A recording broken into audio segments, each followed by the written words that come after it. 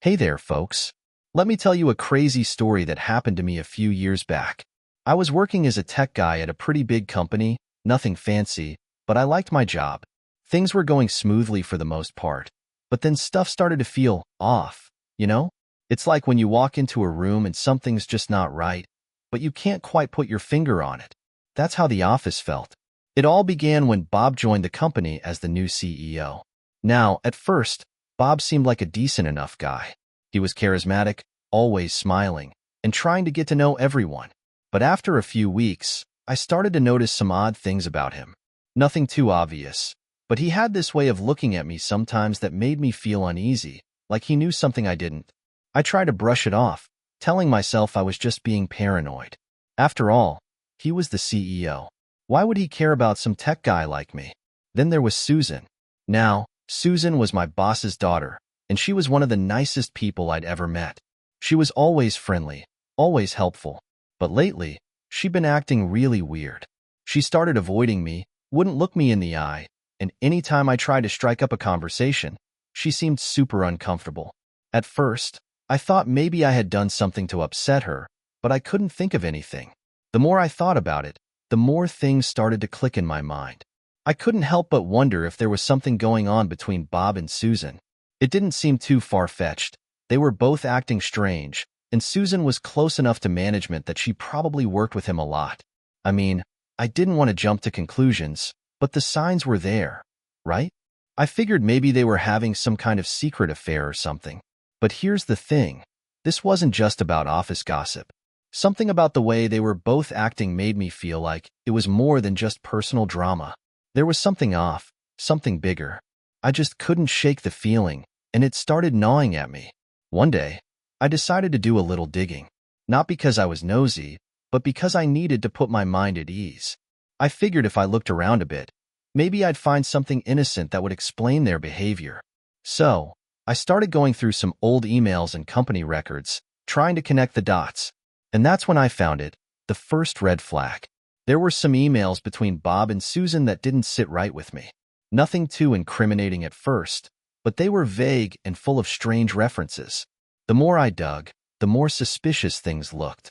There were mentions of a project they were working on together, something that was supposed to be a big surprise for the company. That didn't sound too bad on the surface, but the tone of their conversations felt off. I couldn't quite explain it, but I just knew something was wrong. So, I kept digging, and what I found next blew my mind. It turned out Bob and Susan weren't working on some exciting new initiative for the company. They were planning to steal company secrets. Yep, you heard that right. They were in the middle of a scheme to take proprietary information, the kind that could ruin the business if it fell into the wrong hands, and sell it to one of our competitors. I couldn't believe it. Bob, the new CEO, and Susan, someone I had trusted, were plotting behind everyone's back. I was floored. I mean, I had always liked Susan, and Bob, well, I didn't know him that well, but he seemed all right at first. How could they do this? I knew I had to act, but it wasn't going to be easy. I was just a tech guy. They were the ones in power, but I couldn't sit back and let them destroy everything we'd worked for. I started documenting everything. Every email, every file, anything that could be used as evidence. I didn't know how deep their plan went, and I didn't want to get caught snooping, so I had to be careful. It took time, but eventually, I had enough proof to take to the higher-ups. I was nervous as hell, but I couldn't let that stop me. I had to do what was right. When I finally gathered enough courage, I went straight to the CEO, Bob's boss, and laid it all out. He was shocked, completely blindsided by the whole thing. He had no idea what was going on under his nose, and I could see the disbelief on his face as he read through the evidence. In the end, justice was served. Bob and Susan were fired on the spot, and the company managed to recover before any real damage was done. But it was a close call. If I hadn't caught them when I did, who knows what could have happened? The whole experience taught me a valuable lesson. You can't always trust people, even the ones you think you know. I never would have guessed that Susan, someone I liked and respected, would betray the company like that. But I guess you just never know what's going on behind closed doors. Things were pretty wild after I exposed Bob and Susan. The entire company was in shock, and for a little while, I was riding high on this weird wave of being a sort of office hero. People congratulated me, patted me on the back, and even the higher-ups, the ones I'd barely ever talked to, were thanking me for stepping up. It felt good, I won't lie. But like all things, that feeling didn't last long. You see, as soon as the dust started to settle, I realized something wasn't quite right. There were whispers in the hallways, closed-door meetings I wasn't supposed to know about, and a general feeling of unease in the air. I figured that taking down Bob and Susan would have been the end of it, but instead, it felt like it was just the tip of the iceberg. One afternoon, while I was working late, I overheard a conversation in the office break room between a couple of guys from upper management. They were talking about how the whole thing with Bob and Susan wasn't over yet and how the big guy was getting nervous. I didn't catch everything they said, but it was enough to make me pause. Something was still going on, something bigger than I had thought.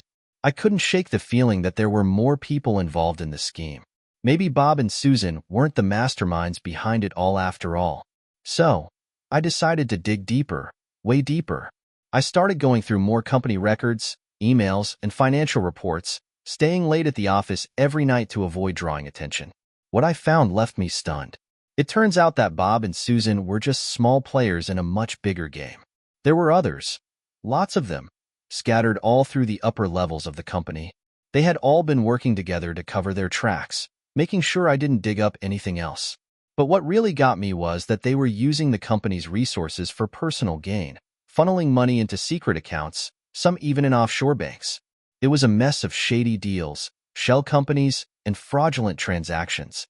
The deeper I looked, the more tangled it became. But the biggest shock came when I uncovered the truth about the man I respected most, Mr. Johnson, the CEO. I had always thought of him as a stand-up guy, someone who genuinely cared about the company and its employees. He was the kind of boss who'd walk through the office, shaking hands and asking about your weekend. It never occurred to me that he could be involved in something so underhanded. But the evidence was right in front of me. Mr. Johnson wasn't just involved. He was the mastermind. He had been orchestrating the whole thing from the start. He was using company funds to finance his personal projects, things like expensive real estate deals and luxury vacations. The more I dug, the clearer it became that Johnson had been lining his pockets for years, all while pretending to be this upstanding, trustworthy leader. It felt like a punch to the gut. How could someone like him betray the company, betray all of us? I couldn't wrap my head around it at first, but I knew what I had to do. I couldn't let this slide, no matter how powerful Johnson was. So, I gathered everything, every document, every email, every financial report I could find, and I took it all to the police. The police were just as shocked as I had been. This wasn't some small-scale operation. It was a full-blown corporate scandal, and they were determined to get to the bottom of it. They promised to investigate thoroughly, but I knew it was going to take time. Johnson was a powerful man, and he had allies in high places. Weeks turned into months, and during that time, I kept my head down and focused on my work. I knew I'd done the right thing, but it wasn't easy. Every day felt tense, like I was walking on eggshells, waiting for the next shoe to drop. But eventually, the police got what they needed. They managed to piece everything together, and one by one, Johnson and his accomplices were arrested. The whole thing made headlines. Corporate fraud scandal rocks tech giant. And it wasn't long before Johnson and his team were sentenced to prison. The company was left reeling. Recovering from the damage they'd caused wasn't easy. We lost clients, investors pulled out, and morale in the office was at an all-time low. It took a long time for things to get back on track, but eventually, we managed to turn things around. It wasn't the same company anymore, though. A lot of good people had left, and the ones who stayed were more cautious, more guarded. It's hard to come back from something like that without losing a part of yourself. Looking back, I'm glad I did what I did. I'm glad I stopped them before they could do even more harm. But I also learned a tough lesson along the way. You can't always trust the people who seem like they're on your side. Johnson had fooled us all. He'd built this image of being the good guy, but behind the scenes, he was no different from Bob and Susan. Maybe even worse, because he was the one pulling the strings all along. It was a hard pill to swallow, but it's a lesson I'll never forget. After the whole mess with Bob, Susan, and Mr. Johnson, Things at the company were in a state of chaos for quite some time. The fallout from the scandal had shaken the entire organization to its core. We had lost a lot of trust with clients and investors, and rebuilding that trust was no small task. People were wary, and morale was low. It felt like we were constantly trying to pick up the pieces of something that had shattered beyond repair. Despite all of that, I found myself in a new position. I had been promoted to head up a team responsible for cleaning up the mess that the old management had left behind. It was a huge responsibility, and to be honest, I had mixed feelings about it. On one hand, I was proud of the promotion and excited for the challenge. But on the other, I knew that it wasn't going to be easy. Fixing the damage that Bob, Susan, and Mr. Johnson had caused was going to take a long time and a lot of effort. Still, I threw myself into the work. My team and I worked long hours, trying to untangle the mess left by the previous management. We revised old policies, reinforced security measures, and worked hard to get the company back on solid ground. Slowly but surely, things started to improve. We regained the trust of some key clients, and the company's reputation began to recover. It wasn't perfect, but it was progress. But just when I thought we were finally getting back on track, I started noticing some strange things happening. There were a number of mysterious computer crashes, more than what could be chalked up to mere coincidence.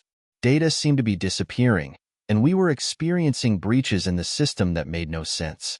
At first, I thought it was just some technical glitch, maybe an internal error that we needed to fix. But the more it happened, the more suspicious it seemed. It almost felt like someone was deliberately trying to sabotage us from the inside. I couldn't shake the feeling that something wasn't right. Given everything we'd been through, I was more cautious than ever, so I started investigating. Late nights at the office became my new normal, and I spent hours combing through the company's systems, looking for clues. What I found confirmed my worst suspicions. Someone was trying to steal our company secrets, and they were doing it right under our noses. At first, I couldn't figure out who it was. The person had covered their tracks well, making it difficult to trace the suspicious activity back to any one individual. But I wasn't about to let that stop me. I kept digging, determined to figure out who was behind it. It felt like I was playing some sort of detective game, piecing together the puzzle bit by bit. Each time I found a new lead, I followed it, no matter how small or insignificant it seemed. Eventually, after a lot of hard work and countless sleepless nights, I managed to track down the person responsible. What I discovered left me completely blindsided. The saboteur wasn't some outsider or a random employee. It was someone who worked closely with me. In fact, they were a member of my own team. Someone I had trusted. Someone I had considered a friend. I remember the sinking feeling in my gut when I confronted them. At first, they tried to deny everything, but the evidence was too strong. Eventually, they broke down and confessed. They admitted that they had been sabotaging the company's systems and selling our secrets to competitors. When I asked them why, they gave me a reason I didn't expect. It wasn't about money, greed, or power. It was about revenge. They had been passed over for a promotion, and they had felt betrayed. They wanted to get back at the company, and this was their way of doing it. I was stunned. This was someone I had worked side by side with, someone I had trusted with important projects, and they had betrayed me and the company. I felt hurt, angry, and disappointed all at once. But I knew I had to do what was right. No matter how much I wanted to believe that they could change, I couldn't let their actions go unchecked. I reported everything to the CEO, and the person was fired immediately. It was one of the hardest decisions I've ever had to make. Even though they had done something terrible, part of me still felt sympathy for them. I knew they were acting out of frustration and anger, but that didn't excuse what they had done. They had put the entire company at risk, and I couldn't let that slide. In the end, the company was able to recover from the attack. We took what happened as a wake-up call and used it to strengthen our security systems even more. The breaches stopped, and we put measures in place to ensure that nothing like this could happen again. Looking back, I realized that the whole ordeal taught me another valuable lesson. Even the people you trust the most can sometimes betray you. It's a harsh truth, but it's one I've had to come to terms with. You never really know what's going on in someone else's head, and even those you consider friends can let you down. It's important to stay vigilant and never let your guard down, no matter how comfortable or secure you might feel. After the incident with my former colleague and the sabotage, it felt like things were finally starting to settle down at the company. The chaos from all the previous scandals had subsided, and we were gradually rebuilding our reputation. Morale among the employees was improving, clients were beginning to trust us again, and financially, we were stabilizing. It wasn't perfect, but it was much better than where we had been just a few months before. I had worked hard to get us back on track, and for the first time in a while, I felt like I could breathe a little easier. I remember thinking to myself, maybe things will be okay now. Maybe the worst is behind us. It's funny how, just when you think you've overcome the worst of it, life has a way of throwing another curveball at you. One day, out of the blue, I started receiving strange messages on my computer. At first, I didn't think much of it. The internet is full of spam, and odd emails or anonymous messages come with the territory. But as I looked closer, I realized these weren't just random spam messages. They were something else entirely.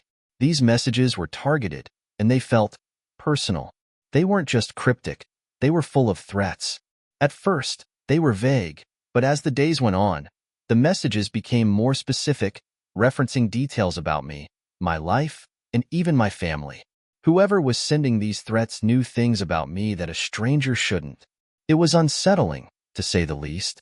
I'll admit, I was scared. Fear started to creep in at the edges of my mind every time I checked my computer. But I wasn't about to let them intimidate me. I dealt with some pretty serious challenges already, and I wasn't going to let some anonymous bully push me around. So, I started digging. Whoever was behind this clearly knew a lot about me, but I was determined to find out who they were. I went through all the emails and messages I had received, analyzing every little detail to find some clue. It wasn't easy, but eventually, I uncovered something that pointed me in the right direction. The threats were coming from someone who had once worked for a rival company. That immediately set off alarm bells in my head. It turned out this person had been keeping an eye on me for a while. They had dug into my past and had somehow learned about my involvement in exposing the corruption at my company. They had friends and connections in the business world, and they weren't too happy with what I had done. The messages weren't just random threats. They were about revenge. They blamed me for ruining their business ties and were hell-bent on making me pay for it. Once I realized what was happening, I knew I had to act fast. I contacted the police, told them everything, and handed over all the evidence I had gathered. Fortunately, the police took the threats seriously and opened an investigation. But even with the authorities involved, I couldn't just sit around and wait for them to solve the case. I wanted answers, and I wanted to make sure this person couldn't harm me or my family. So, I decided to do a little tracking on my own. It wasn't something I had ever done before, and I knew it was risky, but I couldn't shake the feeling that I had to take control of the situation. I started researching the person who had sent the threats. It was a long and, frankly, dangerous process, but I didn't back down. I followed lead after lead until I finally managed to track them down to a small town a few hours away from the city. I'll never forget the day I confronted them. When I showed up at their door, they tried to act innocent, as if they had no idea what I was talking about. But I wasn't buying it. I had enough evidence to prove that they had been sending those threats, and when I laid it all out in front of them, they finally cracked. They admitted to everything. They told me they had been angry and frustrated after their company had suffered financial losses, and they saw me as the reason for their downfall. They wanted revenge, plain and simple. They begged me not to go to the police. They promised that they would leave me and my family alone, that they would disappear from my life for good if I just let it go. I had a choice to make right then and there. Part of me wanted to see them face justice, but another part of me was just relieved that it was finally over. In the end, I agreed to let it go, on one condition. They had to promise never to contact me or my family again, and if they ever did, I wouldn't hesitate to go to the authorities. They agreed, and I walked away. It was a terrifying experience, one that shook me more than I care to admit. But when it was all said and done, I was just relieved that it was over. I had managed to protect myself and my family, and that was what mattered most. Looking back, I realized that I learned something valuable through all of this. No matter how smoothly things might seem to be going, you never really know when something could go wrong. You always have to be prepared for the unexpected and stay vigilant, even when life seems calm.